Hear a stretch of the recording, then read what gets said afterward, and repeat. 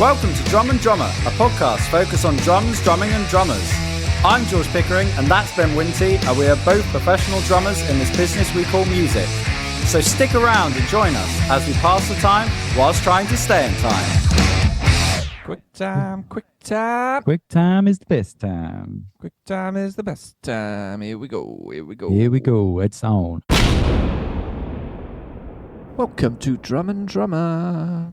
Welcome. George is with me, as always. As always. Annoying. Yeah. No, this is it. pleasure. Pleasure to have you on again, George. Absolute pleasure. Thanks for coming on. It's great banner, it really is. It's top stuff. Well, we got a guest today. Yeah. And no need for an intro. Let's just dive on in. I should probably give some intro. So this is Liam James. Yep. Liam is the drummer in a band called Young Pine, who I worked with for years at the studio. You know them, I know them, we love them. Let's crack on. There you go. That's a good intro. Now, you are the drummer in a band called Young Pine. Yes, the youngest of Pines. The youngest of Pines. And, I mean, you're currently sat in my office. I'm sat in my new office. Oh, well, He's taken over. He's a squatter now. He's never getting that office back. At the blacksmith's, because you've actually just been in sorting out your drum kit. Yes. So let's go straight into that. Wow. You pre-warned me with, can I book a room for a couple of hours? Because me and Paige are going to combine our drum kits because it's a fucking nightmare. Yeah, and pretty much. And you saw how that ended. We had what? I think half of my kit, half of Paige's kit, parts of someone else's kit, and then my snare. And I don't know how we've managed to get it, all. It sounds really good. Okay, I got a question right off the bat. What half of a kit did you have? So my half of the kit is the snare, the kick drum, and a couple of the stands. Okay. Paige's half with a rack tom, floor tom, and another couple of the snares. And then I had to steal a couple of clamps off one of our friends. Makes sense. Shout out to Remy for that one. Thank you, mate. There's nothing like being prepared for a gig. I was going to say, this is all in preparation for Young Pine at the Rifle Club. Yeah, 3rd of February, Rifle Club.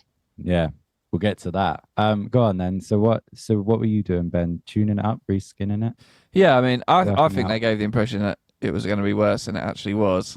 Well, considering we hadn't actually played it, because I had to set it up in my dining room, and there is no way I can hit a single drum in my dining room without the entire neighborhood knocking my door. Yeah. But because we hadn't played a single drum, we were kind of trying to tune it without hitting the drum, and it just wasn't working. So luckily, Ben has been our hero today. Absolute hero. The drum doctor is in session. Yeah. So do we know what brand it is even? Any of it? Yes, my kick is a Mapex Meridian. It's birchwood. The rack tom, floor toms there, we believe they were Tama in the end. We looked. I think they're Tama rock stars. Cool. Yeah. My snare is I think it's an SLP Tama. It's the steel black one. Right, okay. Makes me sound really professional. No, it's all good. I was just, I was wondering if it was like a mishmash of kits as well. Yeah. I think we had pearl skins on one of them as well. A couple of Yamaha stands. So was it all reskinned today then? I Go on, what did you do, Ben? I came in, the hero of this tale, and no, it was like, I offered to give some assistance, and it was factory heads on the toms, so it was like, well, let's sort them out, and I've got a couple of spare Evans G2s, so we just switched them over. Bit of a tune up, top and bottom, and an O-ring. Nice. Sounded good. Yeah. Fantastic. Didn't need to take the rack mount clamps off though, did we? No. Me and Paige spent 20 minutes trying to figure out how to take the clamps off, and Ben showed us today that all you have to do is take the rim off. They're attached to the rim. They come off in one. But we had it in bits with screws everywhere, and honestly, we've learned a lot today. Yeah. Right. In the kindest way, are you ready to set up the kit for your gig? Or... Yes. Cool. I'm not like, taking the piss, you know, but I don't believe you. I am taking the piss. No, it's the main thing we had today was making sure the rack system that we had put on there like would take the force of a gig. Like if I'm actually hitting it in full swing of a gig, will the cymbal just fall over?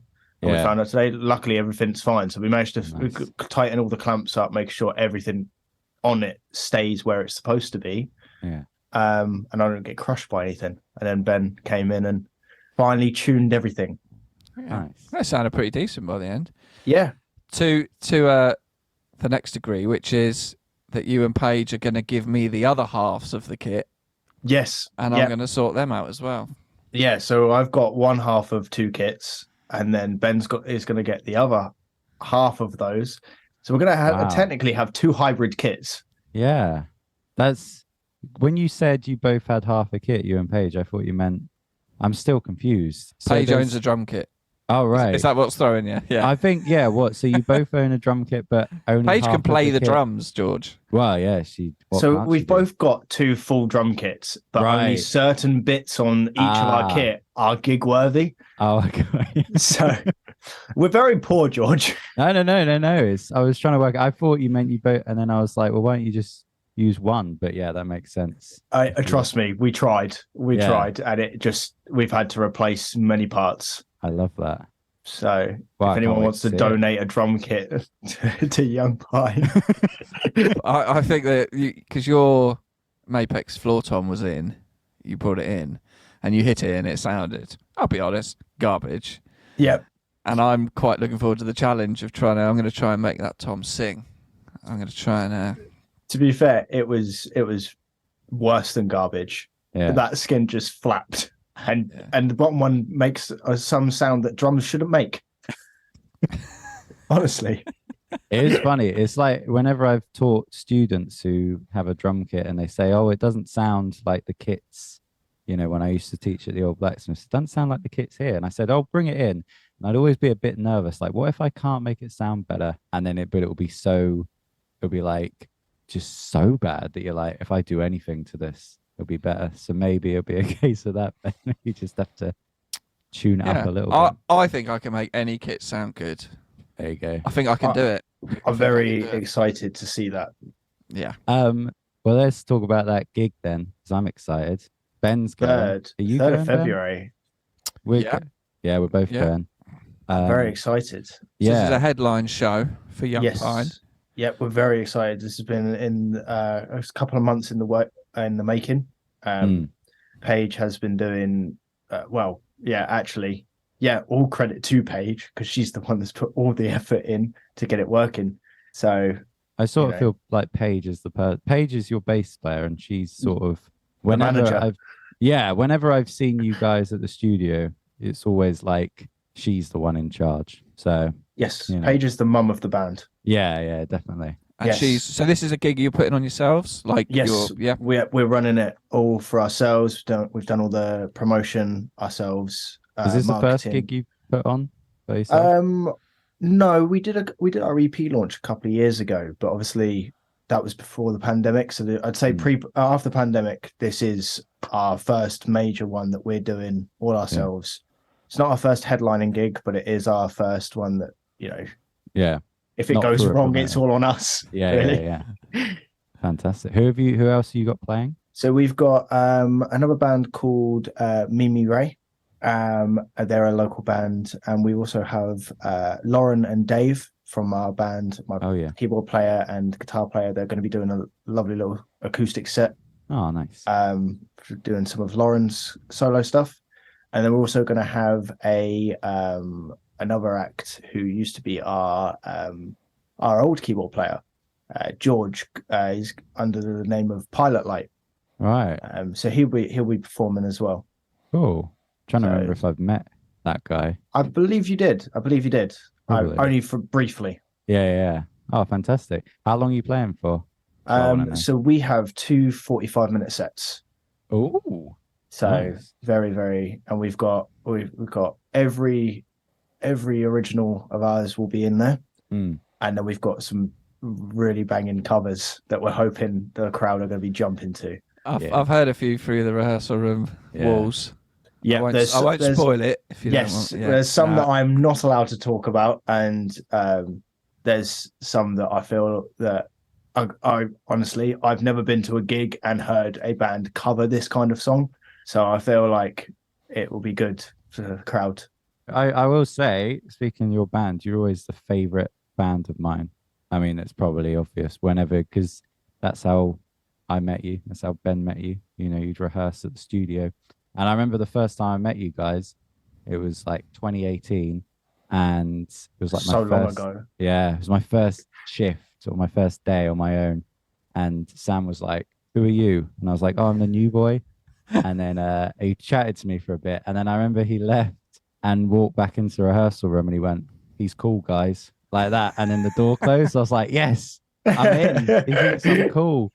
So some like 14-year-old thought I was cool. I was like, "Oh, this is brilliant." But no, you weren't that young. But you are young, fine. But yeah, but then since then, whenever you guys rehearsed and I was working there, it was always like, yes, they're in tonight. You know, it's like, yeah, we love coming here. This is like we wouldn't go anywhere else. I know, like over the pandemic, there was a couple of sessions because we had gigs we had to kind of get in for.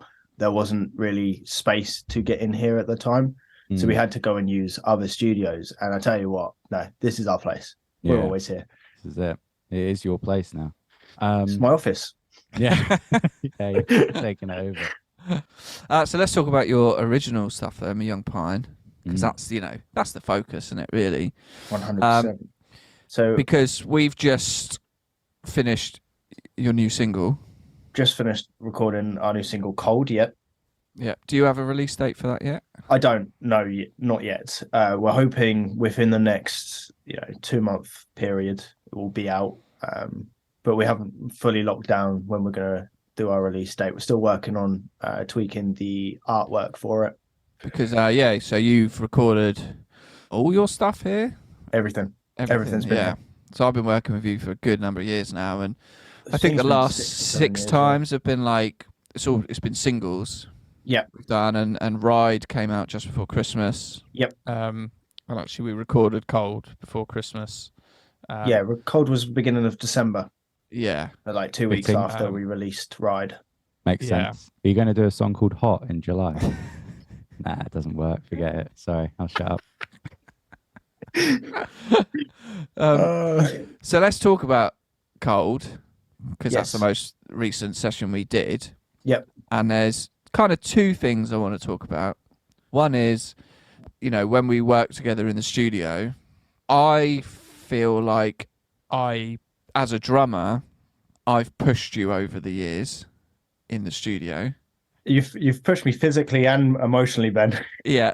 And I guess obviously because I'm a drummer, but I know you can take it. That's the thing, and I know. And one thing is like over the years, every time you come in, you are a better drummer than you were the last time you were in.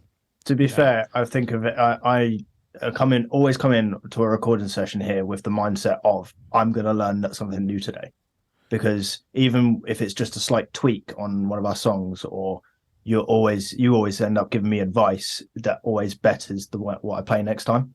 So whether it's regarding this song or the way I'm playing, like the two recording sessions ago, I have changed the way I hit cymbals now, purely because you explained the way of the sound. So everything, like every time I've got better is because I'm giving, like, it's not just you and George throughout the time. Like George, when we recorded, what song was it? I believe it was I Swear. Yeah. I was like, George, quick, come and have a look at this. And then and you said, the ending needed something more. So we sat there and we worked on it. So yeah. That I will say that it's been Ben that's done all the stuff. That was my only one thing. But I do remember that. It was like, it was sort of like, how would I play it? And I think I just said, do a double time beat, which is kind of all I ever do. But but I think that's what's great about you, Liam. It's just like you're not just, it's amazing how many people I've heard from Ben or that go into record and aren't asked about it. And it's like, this is your band recording, and they're a bit like, I I will don't know. never turn a bit of Ben's advice down ever, Oh, Me. thanks. because I wouldn't be in the position I am. And to be fair, I don't think I'd be able to play to a click if it wasn't for you, Ben. Well, that's definitely something I've noticed you've got loads better at. And I remember you coming in like, I've been practicing to a click. I was like, good. And then we recorded, and it was just like, yeah. I mean, it's so much better. So it's in time. Yeah. You're saving me a lot of editing. Yeah. Yeah, and I think that's what I like, and why I kind of push you more than maybe other drummers I work with, is because I kind of know you'll listen. Yeah. And then what's for me is like rewarding is the next time you come in, I don't have to say it again. You've taken it on board, you've implemented it, it's made your drumming better. And not just like technically, but drumming for the song better.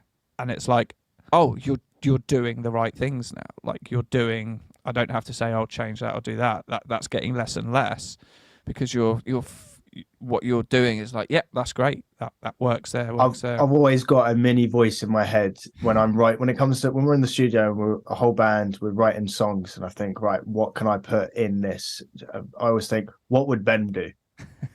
And then I've always got that other one of no double quick, take that out. Yeah, I think that's something as well. Like, I've had to just, with your double kick, go do it, but not all the time. Like, Yeah, find those right consistency. bits. Yeah, do it there, but don't do it there, and just. I didn't even know there. you had a double kick. Yeah. That's news to me. Where is there any songs that you've used it on, like in a recording session with the band? All of Is it them. on? Really? It's mainly just little like Double- cat. Oh, really? In it, Wow. it's like Yeah, little- I no use idea. it mainly. There's no like. No, I was gonna say. Yeah, I'm not playing blast beats, George. Don't worry. It's like- Little Get out. Lauren playing an indie piano beat, and I'm there like Yeah. blasting away. yeah. No, it's just mainly like I'm doing fills and stuff. It adds little bits in. That makes sense. Yeah. So also with Cold, the new single, and something we talked about this morning was I changed what you did in the outro in post-production. You did. And I thought, do I change it or do I keep what's there?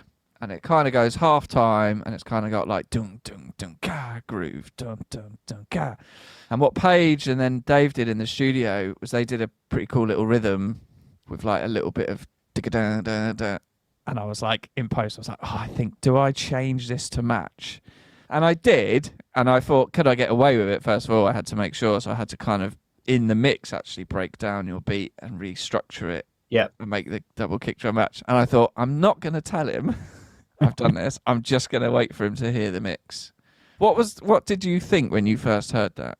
I instantly, when I heard it, I thought, that's not me. Ben's done something. I was like, I didn't play that.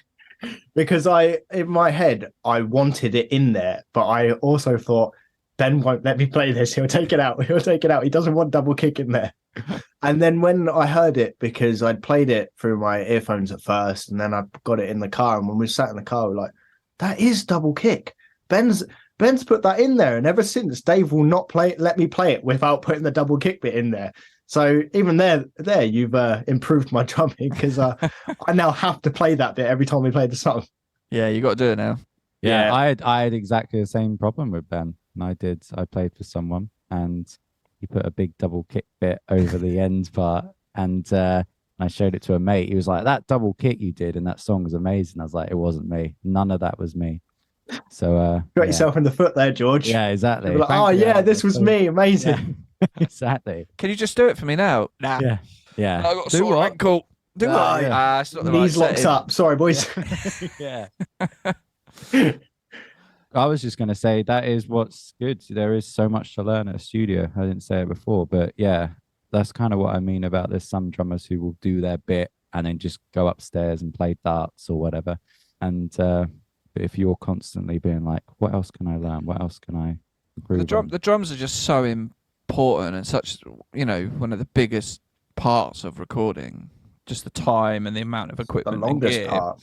Yeah, and you've got to get that right, that foundation. We are the most important members of the band. Let's be honest. With the backbone. Yeah. The engine. Yes, the foundation. The Core.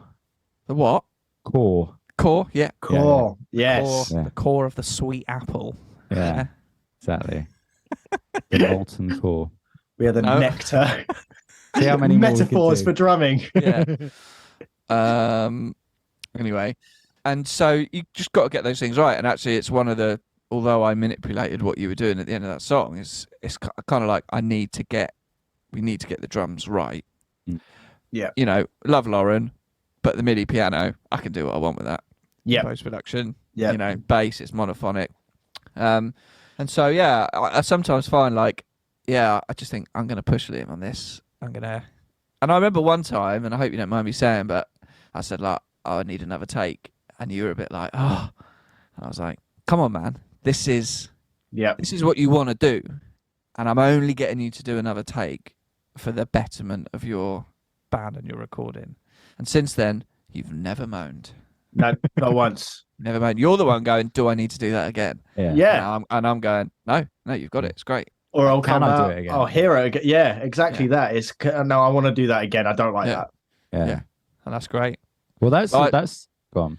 I just love that, like working with you, that you're on that progression and that journey, and it's Well, just heck of so much more. You know, I really enjoy it when you guys come in the studio. Well, And what you said is right. It is what I want to do. It is my career. So if I want to, and I want to be, you know, it's not about being out there and making money and all that. It's being able to play. It's being recognized for my playing. So that's the dream, isn't it? Yeah. George, were you going to say something? I was going to say, just going back to when you want to do another take, and it is a weird feeling because I've had it before where Ben or Neil at the studio will be like, no, we've got it all. I'm like, no, but I don't feel like especially say if you do just the first half of the song and then pause it and then you do from the mid late to the end or whatever, and you're like, no, but I want to play it all the way just so I know that I've done it all the way through. And they're like, no, we're done, we need to go on to the next thing. I'm like, no, let me just we could always play it better, George. That's the this the is thing. It's like I can do it better every single time I play it. exactly. Until you get that one take where it's absolutely dog shit and you're like, oh no, I've regressed. Where you've reached the peak. Yeah, I'm going backwards. Yeah, we're going downhill now. And I could, just years of doing this, could spot that peak. Yeah. That's the peak. Take 5 was the peak. Yeah. Try 6.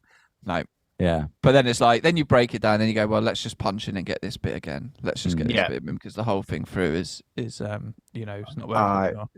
Don't miss the days recording our EP when I had to record the songs section by section, multiple sections at a time, and then you piecing every bits together. I'm so glad I can just play the song all the way through. Yeah. So do you have because you when you come and practice here, you hire the shells and hardware. Like, do you have any means of practice at home? So I have an electric kit that I borrowed off Paige in the pandemic. Sorry, is Paige actually a drummer now? Is this what No, Paige is not a drummer. Paige, or actually, no, Paige is a drummer. We've seen her drum. But Paige picked up the drum kit just something else to learn. So Paige can play the drums, but she loves playing bass. She will always stay as the bassist because that's what she loves doing. But no, I borrowed this kit off Paige and replaced it because of the electric bit. I didn't really like the way the electric pads felt, so I've replaced them all with Vic Firth practice pads. So I have the rig, and then I have practice pads on the rig, so I can still practice. So there's not really the drum sound there, but it's more my movement, my muscle memory, that kind of stuff that I'm practicing. And then I'm in here once a week, and then I can actually make noise. Yeah. Best part of the week. Well, let's go backwards then. And when did you first start playing drums? So I actually used to play guitar. I've had all growing up. Had lessons. Honestly, I had lessons consistently every week growing up, learning scales and that kind of thing. And then I was in year 8 and it was I think it was Christmas. I got home from my nan's and my mum said, "There's one more present for you." And I walked into the house and there was a drum kit set up. And honestly, from the moment I sat behind that kit, I've not looked back. Like I've not really had lessons, but I've spent every day on YouTube teaching myself how to do things. There's been like, I've been watching people learn. Obviously, Ben massively has, always been that guiding hand that without actually teaching me, if that makes sense. You're really a guru more than a teacher. That's what it is. Definitely. Fucking hell, Liam. Just, go on. Keep it going. You see why I wanted to get him on, George? Yeah, see, look, needs an ego boost. Sat back, not interrupting at all. Just, go on. Keep saying stuff. Guru, hey, I still need more. I still need more songs recorded, George. Yeah, well, say but I'm no, a guru and I'll see. I had a couple of lessons in school, and throughout college, obviously I played with other drummers. So watching how other people played, I was able to kind of take bits that I liked from watching them, and kind of implement it into my own drumming. But I've always just learned by watching. Like, well, no matter what gig I'm at, I'm watching the drummer. Even if it's just a local gig, I'm watching the drummer because I want to see what they're playing. Even when you guys have been in and you've been in the studio, you've come in just to play around. I've still watched the way you guys are playing. Yeah, Always it's so gotta learn beneficial. something. We spoke about this the other day, actually, and how even sometimes watching a drummer that perhaps the kindest way isn't that good, you can learn from that. I saw someone the other night and he kept dropping his stick, and I was going, well, I can see his hands all over the place. It's like, I'll make sure Tighten the grip. Yeah, exactly. Like there can be things that you're like, oh, or film it and get 250 quid from you being friends. Yeah. Exactly. And go, and just to put the disclaimer, like, if you're a drummer, this is hilarious. Yeah. If not, you feel bad for him, but this is See, I had comedy that issue. gold. I had that issue once. It wasn't my grip. It was more just like getting too hot and sticks would fly out my hand. So I used this stuff. I think it was called Gorilla Snot. Don't know if you guys have heard of that.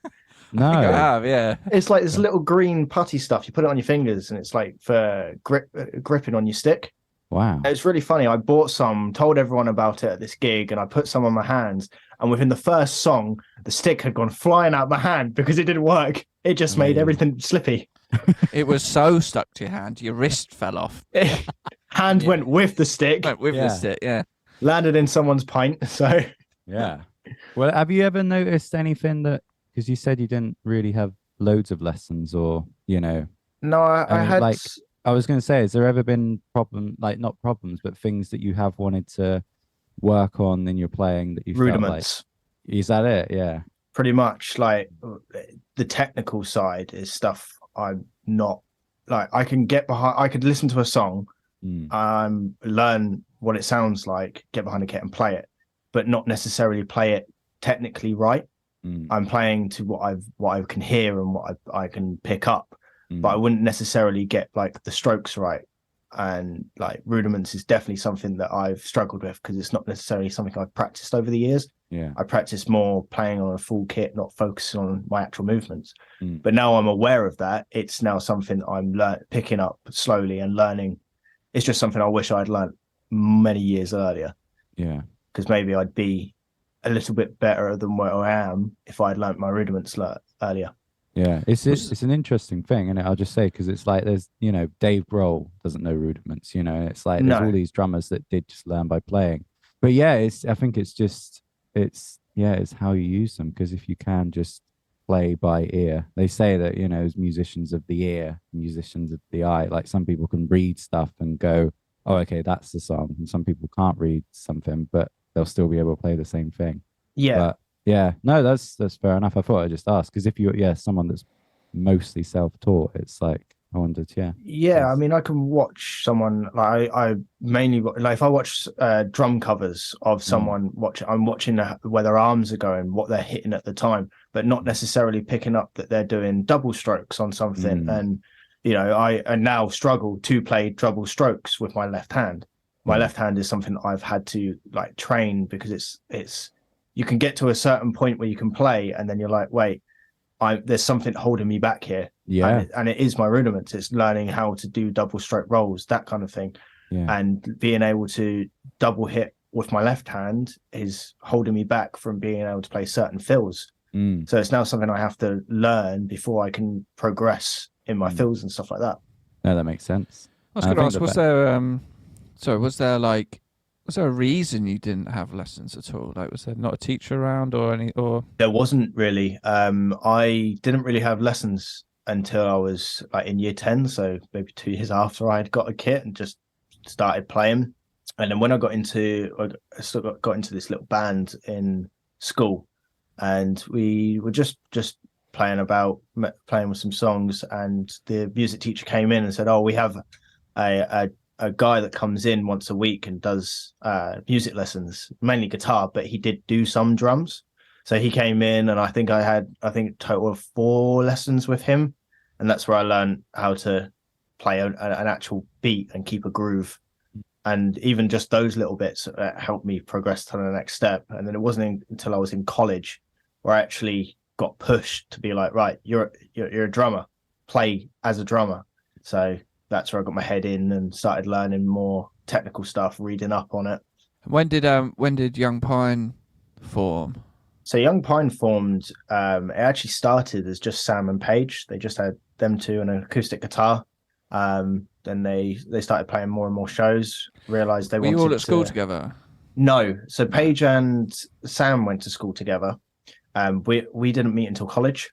Okay. And then obviously we're all in the same music class, played a couple of songs. We realized that actually we really like working together and we vibed as a group. And then towards the end of college, we kind of agreed that we were going to start up. Well, that we had a bassist called Jacob at the time, and we were going to join on and make Young Pine a full band instead of just an acoustic duo. And it's been going ever since then. Yeah, I will say, not just to, I don't know, suck up to you, but like the Young Pine, it feels like the most band I've ever seen. Like you are like a gang. Do you know what I mean? It's really cool. Like there's some people that come in and you know that they meet up once a week and that's it. And they sort of, I don't know, do the rehearsal just because they have to or whatever. But you guys, and you all equally have your own like personality. Do you know what I mean? Like, yeah. So Lauren is very different to the rest of the band, and I feel like you're different. And so it's really weird. works. You look at us, and none of us, you wouldn't think that any of us actually hung out together because we're all so very, very different. But actually, it's what makes us us. Yeah, definitely. So we recently had an opportunity where we had to play a gig. Unfortunately, Dave wouldn't be in the country at the time, and we were discussing options about, do we get a replacement guitarist in just for this gig? And we thought, no, it's not us. If we're getting up there, just getting someone to slot in, we're not going to show off who we are. And that's what we want. It's not just about the music we're putting out there. It's the show we put on as well. The vibe, like we've seen all these local bands, but we have such a stage presence. People actually come and love to watch us. Oh, it's a very like, I know what you mean, George. It's kind of, I don't want to say old school, but it's like, feels like that's what being in a band should be like. Yeah, that's like exactly it. You guys pretty much practice every week. You're Consistently. always like enjoying it, and you've got great friendship. You're not just turning up to do that and then fuck off. No. You're like, we have a group chat that is active constantly. Actually, I think it's going right now as I talk. Yeah, there's a couple of messages going in there, and we honestly, our group chat is active every second of every day.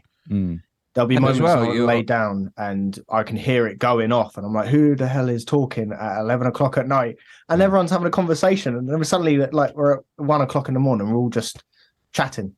Yeah. So we're always talking to each other. Well, that's it. I'll say family. like all my favorite bands said that they were like a band before they could play instruments. Like Arctic Monkeys and Stone Roses and all those sort of people. It's like they were a gang of people, and then they were like, should we try and get a band together? And I think when it comes from that, I don't know, that place, it can, because you're like friends as much as you're a band. It's not like a group of session musicians who have to come together to do this project and they might not get on. It's like, I don't know, it's almost like, it feels like if you weren't playing music, we would still be friends. 5 mates. Yeah, which is, but I think as well, but you make the band a priority. Yes. In your lives, and you're not just like, I'll do a gig and then you don't think about it. You're always, just the sheer amount of like, you're recording singles before the last one's even out. Like you're very active and constantly sort of doing stuff? We've had such a rough go of it due to like the pandemic, obviously. Then we've had different issues within the band, not within ourselves, but things that have caused us to not be able to gig as much. So where we've had these things that have stopped us from getting where we want to be, we're now so very focused on where we want to be that we've we said by the end of this year, we want to have played multiple festivals, have multiple headlining shows, at least have another couple of songs out, and have our fan base much bigger than where it is at the beginning of the year. We're very, very focused on getting us out there. We want everyone to have heard of us. So I think like this pod, George, isn't it? You just got to keep doing it. Keep doing it, yeah. Just keep doing it, and then you're the last ones left. Yes. Yeah, I mean, as Young how it Pine, works. as Young Pine, we have played so many terrible, like small venues, little side gigs, stuff that, like, I mean, when we first started, we were playing fairs and stuff like that. To the point where now we are playing headlining shows in bigger venues and Guild Hall, that kind of stuff, big main festivals like Victorious. So to be playing that in a couple of years is we're getting there. Yeah, well, I think that comes from that gang mentality or like friendship thing where it's like there's a lot of bands who will I've been in a band that did this. You do an EP launch show and it perhaps doesn't go as well as you think, and then people get disheartened and go, oh, no one's listening. It's like we haven't done anything yet, no one's gonna but it's like, yeah, you guys just keep going. Oh yeah, we did our EP launch a couple of years ago, and I can't even bring myself to listen to some of that music, because it's just not where we are now. It's a complete like shift in not only in quality but in like what we're putting out there. It's speaking from like sound. recording you guys, where I get to see the real nuts and bolts of your songs and your music, like not just you as a drummer, but the band, you just get better each time. And we all just want to get better for each other. And I heard a phrase that I heard someone else mention, which I think is quite key to so many things, like drumming or even mixing, but being in a band, and it was be wrong faster. And they were talking it in reference to writing a script for a TV show. If you spend 6 months on it and then you take it back to the group, there'll be things wrong with it. But take it back to the group earlier, after a month, like be wrong faster, because then you can make it better quicker. Yeah. And it's the same with mixing and drumming. And I guess like I've said it to a sort of work experience guy here, like I heard this bit of advice for mixing. It's like, don't spend a month mixing a song. Mix one song every day for 30 days. Because that's the only way, not in a professional manner, because that's insane, but like that's the only way you're going to get better is by finishing one thing, taking what you've learned and then applying it to the next one. And so by doing, these singles every sort of 2 or 3 months, the progress, and the progress is visible, that the next one comes in better because you've done, and that's the thing, and everyone looks back at their early work and goes, that is shit. And it's like, well, you can't get to where you are now unless you've done the shit stuff. So get the shit stuff out of the way quicker, and then you can move on. And that's the way that happens is by finishing something, and then you move on. Because you can take one of those earlier songs and keep tweaking it, keep working it and working it and working it. Getting it done and then doing a new song will get you better quicker. So be wrong faster. Dirty tap analogy as well. That's a good one. If you go to an old house, turn on the tap, it's just dirty water running. But you keep that tap running, boy. Eventually it's going to go clean. So it's like that. Eventually as well. You'll be murdered by the freak who lives in the old house that you've broken into. That Liam's squatting in. Yeah. Wait, is there a tap in here? No, it's your office. Yeah. You should know. I'm going to get a tap installed. No, but I am worried because my wallet is directly behind you. Yeah. And all the chocolate bars in the world. The chocolate bars and crisps. Oh yeah, I mean, come on. Let's talk about rehearsals, because never. There was 10 p.m. You finish your rehearsal and you come in to pay. I feel like I'm about to be attacked. You are. Because from a place of love. I remember a shift I was doing.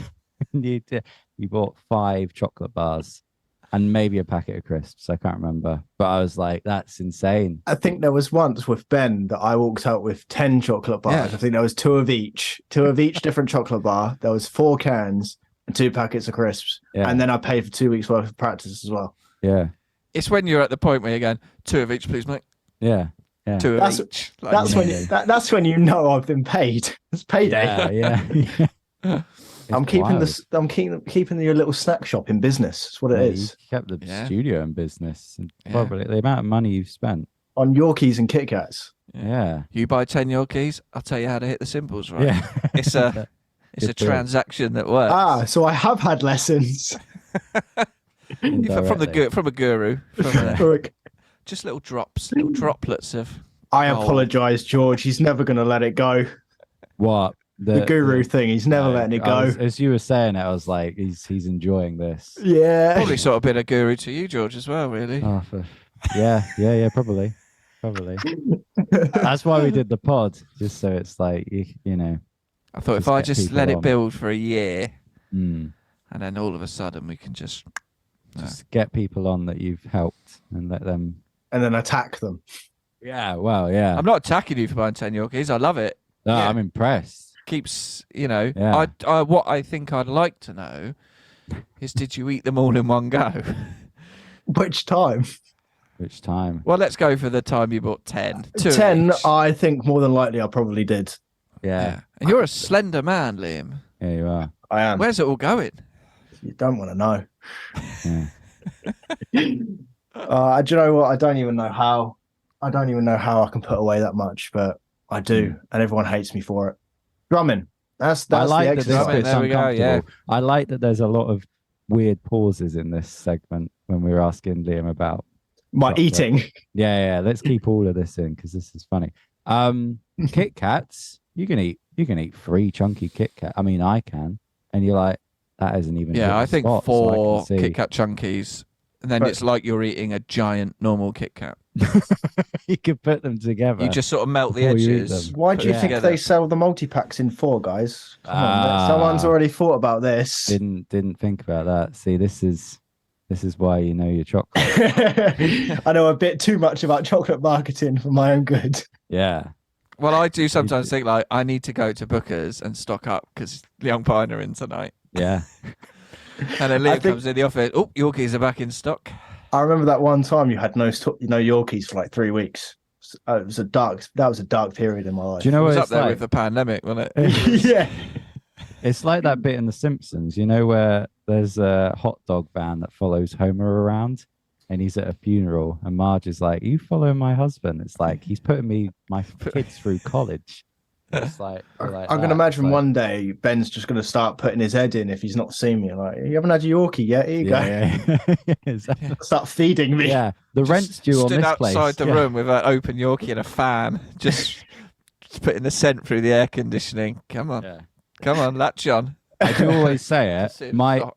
my only contribution to that studio was the idea of bringing in crisps. And whenever you bought a packet, I was always a bit like, there you go. That was in 4 years of working there. That's all I added to that place. I'm going to have to buy more crisps in your Crisps. memory, George. Yeah. Please do. Please Yeah. do.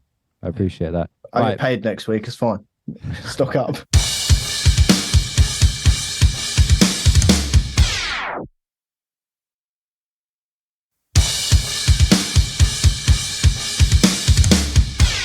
Ben, do you want to ask Liam, move the conversation on to the main question we were going to ask? Oh, no, I know where this is going. Yeah. So let's talk about the van. My God. Can I just clarify something? I was talking to Sam about this, and we were trying to figure out how long ago, because I was trying to tell him that I've grown as a person and I don't do dumb shit like that anymore. And he said to me, it's only been about a year. And I'm sure it's been longer than that. I can tell you when it's definitely been since. I'm pretty sure it has to be after October. No, it have to be after November 2020. For all the listeners, by the way, we will explain what he did Yeah. in a minute. Right. And we're in 2023 now. So it's 2 years. I'd say I think 2 it's years. been 2 years. Right. Cool. Just to prove Yeah. I was right. 18 months to 2 years. Yeah. I don't think it wasn't in 2022. No, it was it before definitely then. wasn't. No, it definitely So wasn't. I going back to my point. I have grown as a person. Yeah. And Again, you know, we've and done we've done 45 minutes of you talking about, you know, your love of drumming and your passion and all that. So don't worry. Yada yada. Yeah, that's all in. We've banked that. However, That I'm going to be satisfies the attacked again, purists. guys. So- I mean, where's a good place to start this? start So with Ben you've got had new neighbours. Yeah. Ben had new neighbours.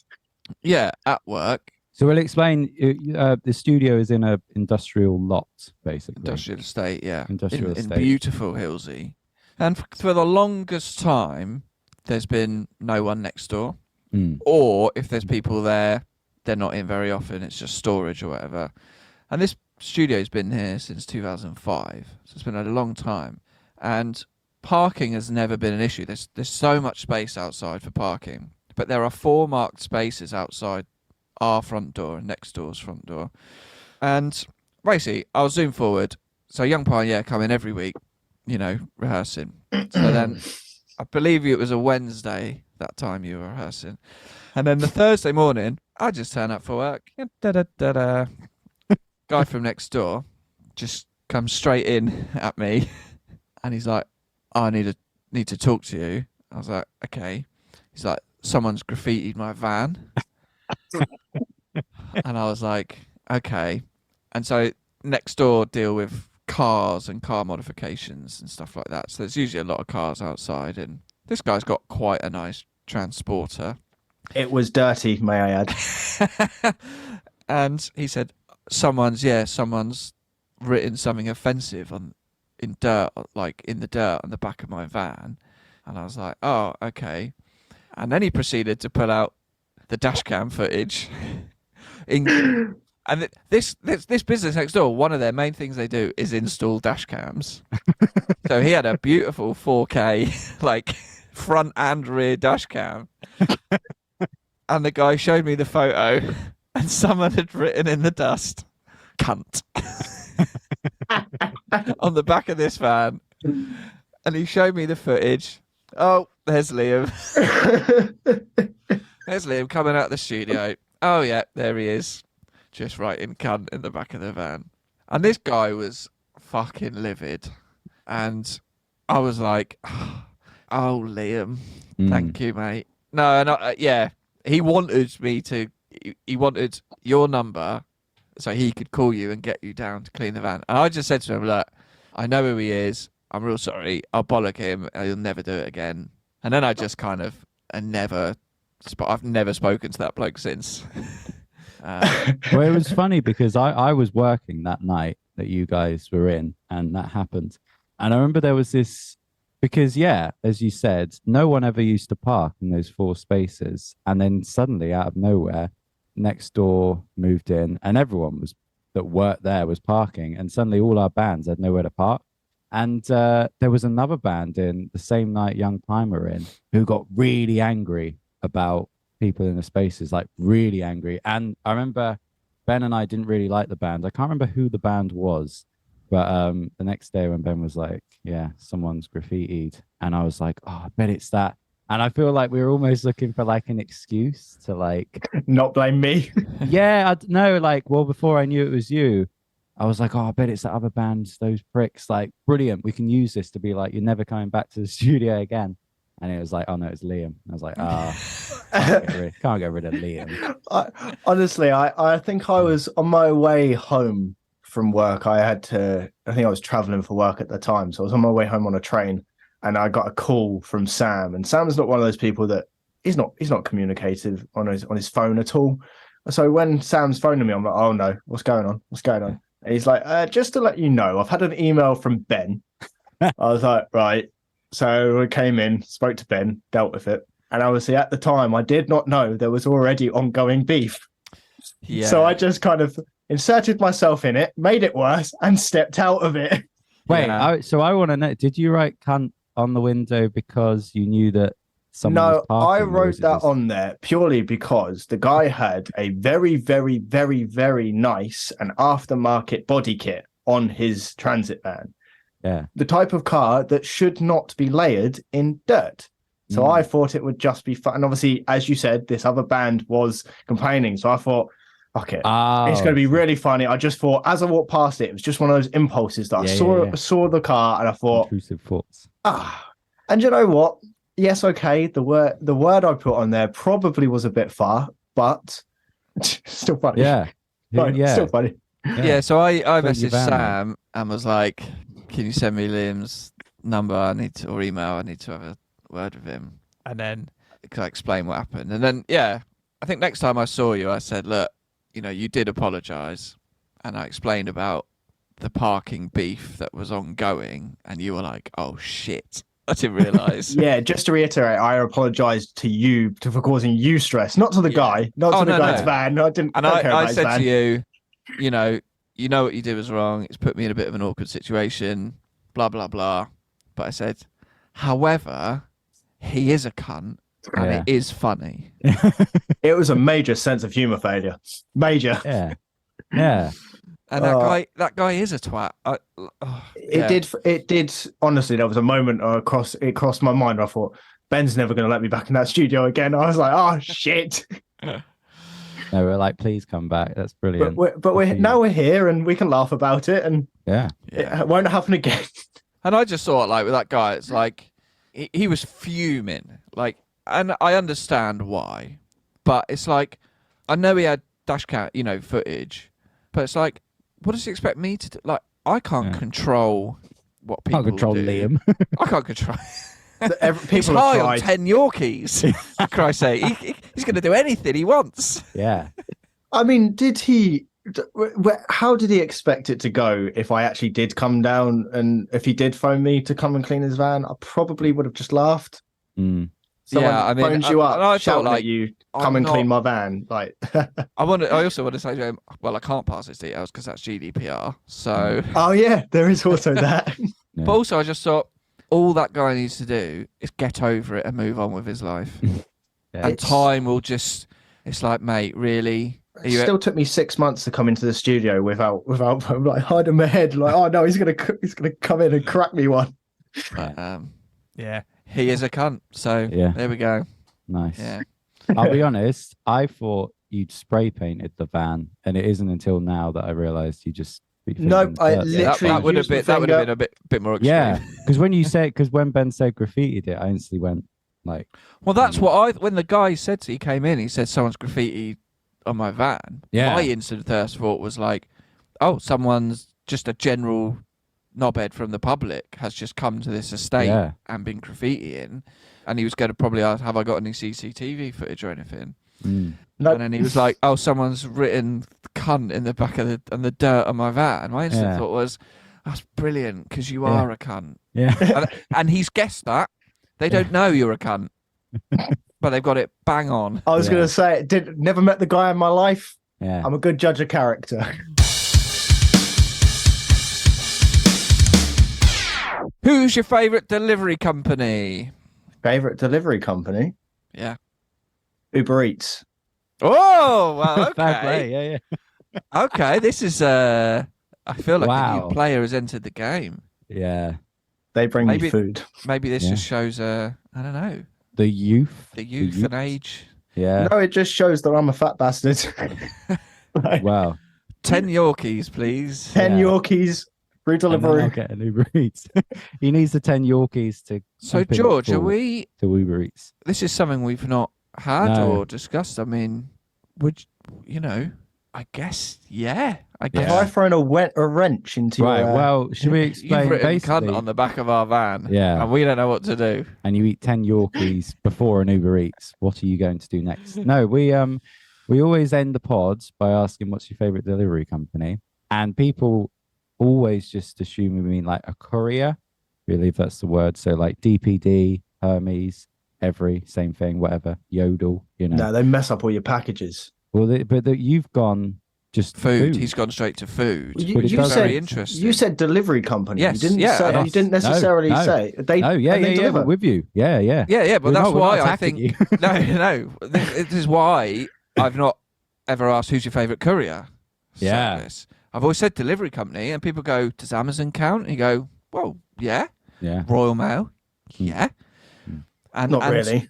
Yeah, well, you have to, you know, I think that's why we've kept the question so broad, because people have different views on what delivery means to them. Yeah. Liam's gone straight for food. And yeah, Uber Eats, Yeah. they deliver the food. Yeah. So, Fantastic. okay, yeah. Any bad delivery stories? Well, I ordered McDonald's. Yeah. They forgot my dips for my chicken nuggets. That is classic. That's a That bad is one. fucking That is. classic. Honestly, Yeah. I was And so mad. I don't know how this country expects to be able so to, angry. to govern itself or be a major player in the world. Yeah. We can't even fucking get the dip sent out. Yeah. It's an That is absolute annoying. disgrace. That is annoying.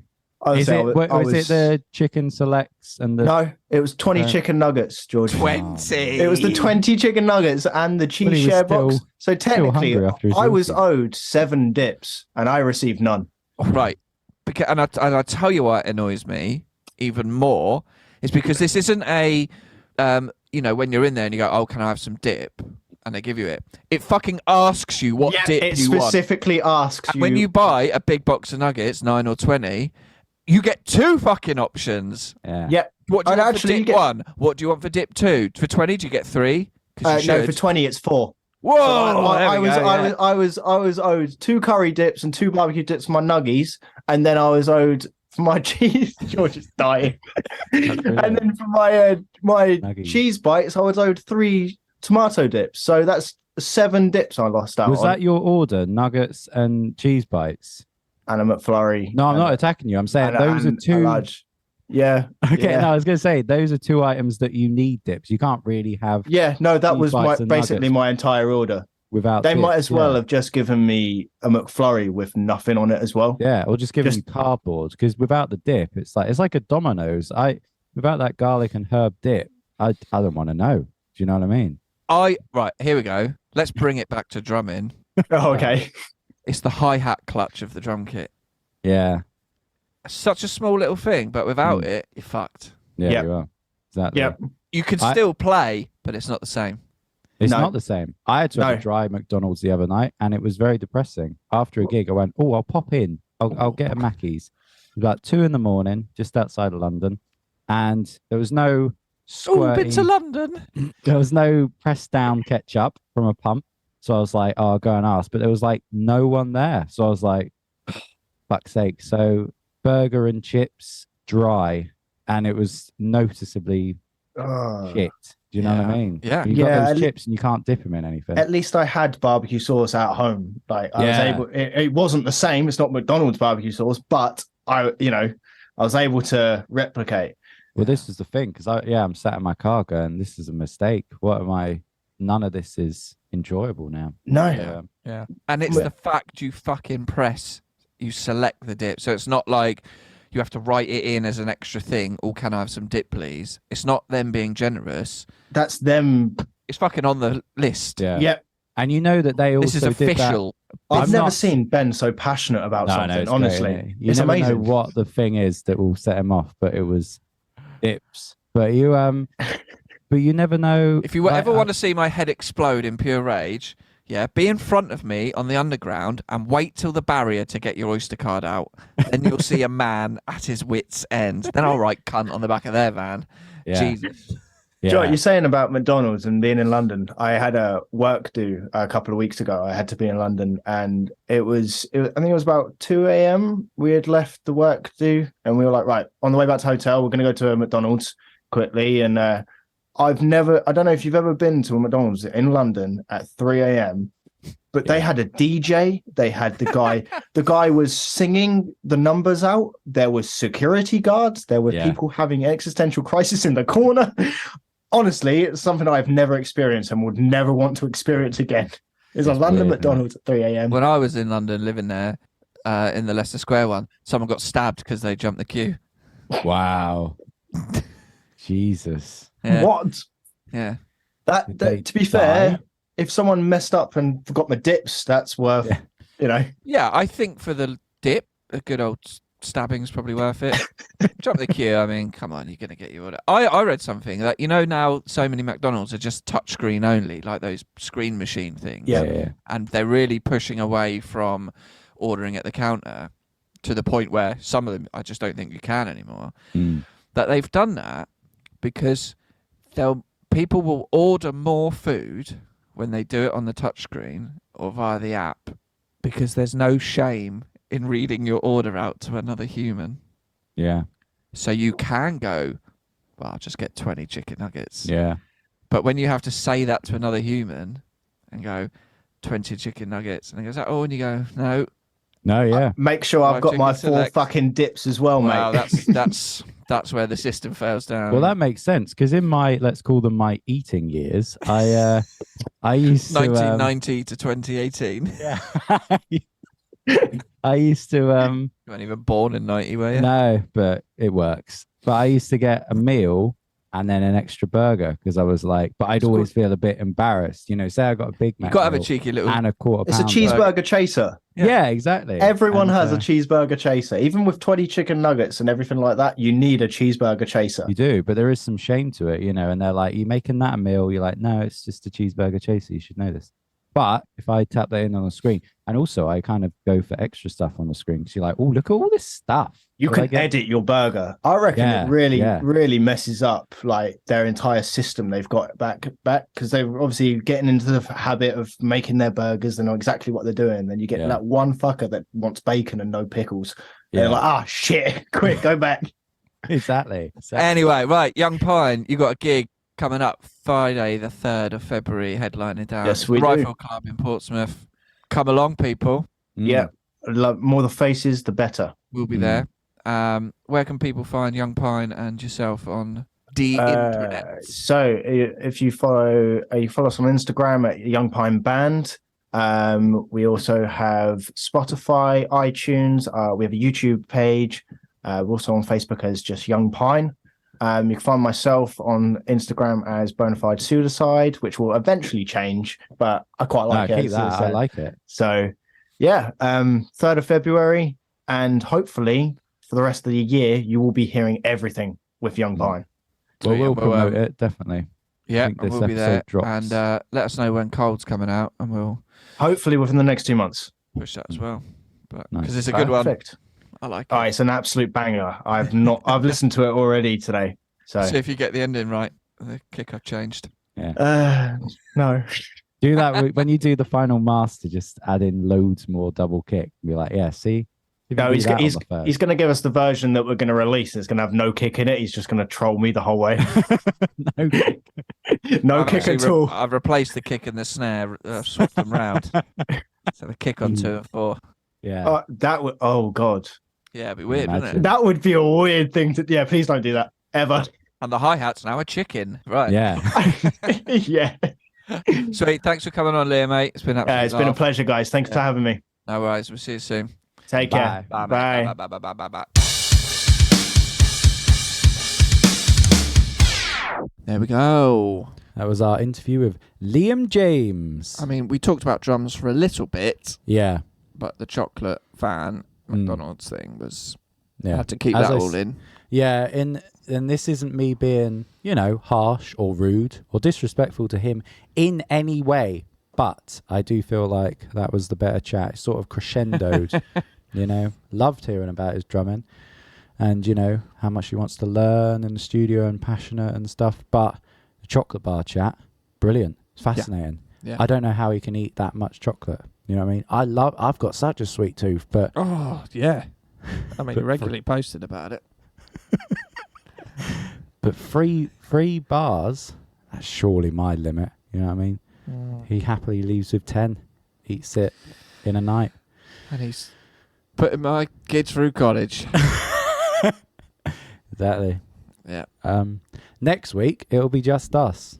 Yeah, So, just us. look forward to we've, that. We've filled your ears with quality guests. Yeah. So we're going to bring it down. Yeah. Just have a little chat, me and you. Yeah. But I'm looking forward, actually, for people to hear their new single, Cold, which I produced and recorded. Because I think it's quite good, actually. I really like it. It was very good to work on, and I think I've done a good job. Good. And I love working with those guys, and yeah, hope they come back and do more, which it sounds like they will. And we'll Yeah, go I'm and see excited. them at the Rifle Club on the 3rd of February. Yes, we'll be there. If you're not wanting to go for them, come for us. Yeah. Come and It's like meet a us. podcast live watch along. Yeah. You know? Yeah. Yeah.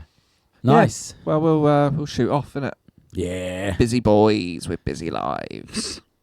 Bye. See you later. Thank you for listening to Drum and Drummer.